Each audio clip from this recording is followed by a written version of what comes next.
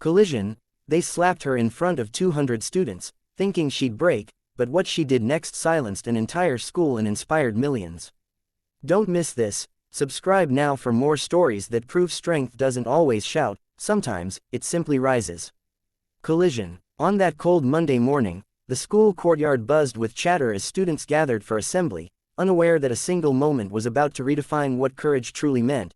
At the center stood Alina, a quiet 17-year-old girl with worn-out shoes, hand-me-down books, and a gaze that rarely met anyone's eyes, a girl who carried storms in her heart but never let the thunder escape her lips, for she had learned early that silence was safer than confrontation, that swallowing pain was easier than watching it echo through laughter. Yet fate, cruel and poetic, decided that day to test the limits of her silence when Zara, the most popular girl in Crestwood High, decided to make Alina her morning entertainment.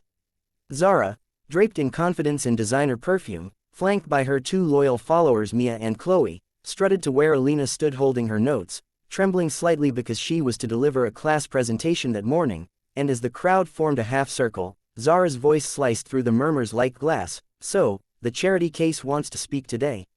Maybe she'll teach us how to be invisible like her mother who ran away. The laughter that followed was cruel, sharp, and contagious. Alina's fingers clenched around her pages, the words she had written through sleepless nights trembling at the edge of her lips, but before she could speak, Zara snatched the paper and tore it apart, the pieces fluttering like broken wings around them. Then, as if to mark her dominance, Zara raised her hand and slapped Alina, hard, once, then again, the sound echoing through the courtyard, silencing 200 voices at once. Time froze, even the wind seemed to pause in shame.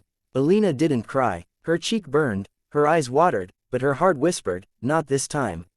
Slowly, she looked up, her lips bleeding slightly from where she had bitten them to hold back tears, and for the first time, her gaze met Zara's, a gaze not of fear but of fire, calm and terrifyingly steady, and she said softly, "You'll regret hurting someone who has nothing left to lose." The crowd gasped, phones came out, and within hours, the video spread through every corner of the internet, yet not for the reason people thought.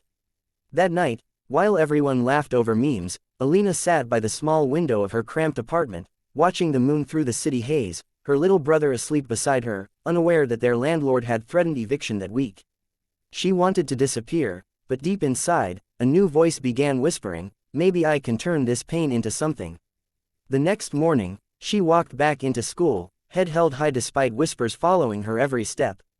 She went to the library, borrowed a camera from the media club, and recorded a video titled, "When They Slapped Me," not of anger, not of revenge, but of truth. She talked about bullying, humiliation, and how silence wasn't weakness but an armor forged from surviving too much.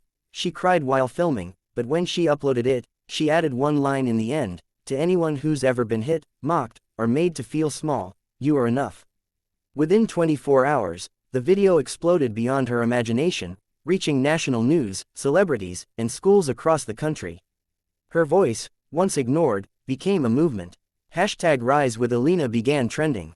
Students from other schools wrote letters thanking her for speaking up, teachers invited her to share her story, and slowly, the same corridors that once echoed with laughter at her pain now whispered her name with respect. Zara, meanwhile, was suspended after the incident went viral. Her parents' political connections couldn't bury the evidence. Still, Alina refused to celebrate her downfall. When Zara later approached her, crying in the principal's office, saying, "I didn't mean it to go that far," Alina simply replied, "I forgive you, but I'll never forget how it felt."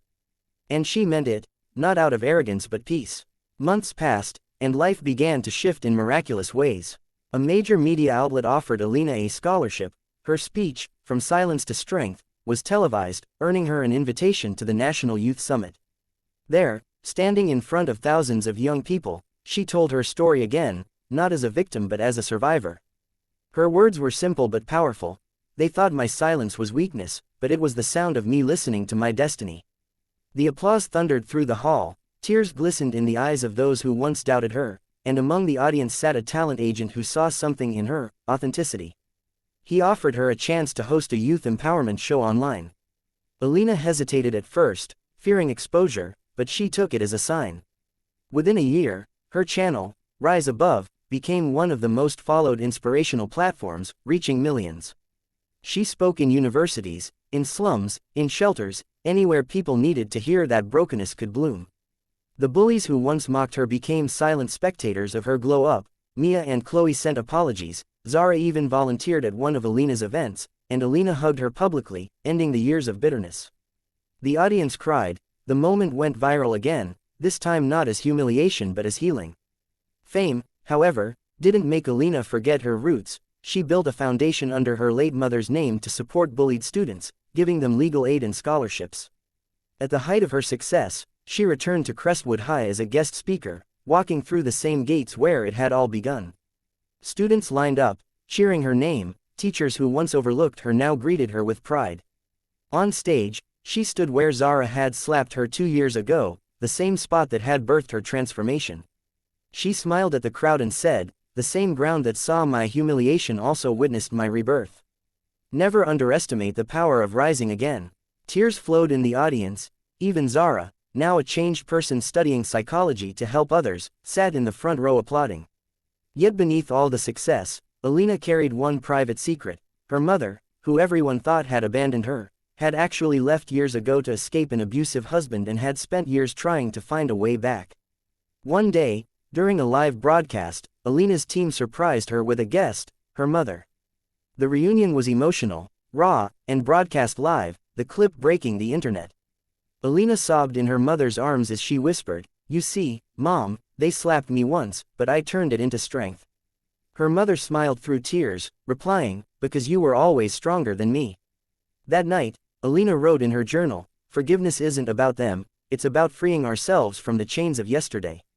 Years later, Alina's story became a best-selling book titled When They Slapped Me, The Girl Who Chose Grace Over Revenge, adapted into a film called Love Above the Clouds, symbolizing how she rose from humiliation to hope.